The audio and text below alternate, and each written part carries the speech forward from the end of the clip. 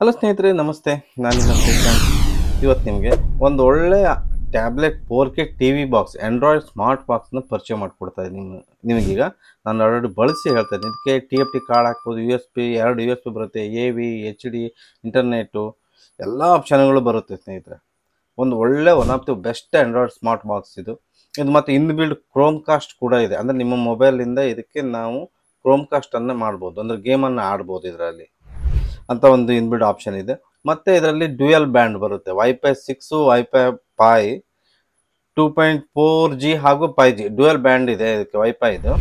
ಮತ್ತು ಇದರಲ್ಲಿ ನೀವು ಆಂಡ್ರಾಯ್ಡ್ ಇರೋದ್ರಿಂದ ನೆಟ್ಫ್ಲಿಕ್ಸ್ ಆಗಲಿ, Amazon Prime, YouTube, ZEE any ಒಂದು OTTಯನ್ನು ನೀವು ಇಲ್ಲಿ ಬಳಸ್ಕೊಂಡು ಯೂಸ್ ಮಾಡ್ಕೊಳ್ಬೋದು ಸ್ನೇಹಿತರೆ. ಮೊಬೈಲ್ ಸೇಮ್ ಮೊಬೈಲ್ ಹಾಗೇನೆ ಇಲ್ಲುವ.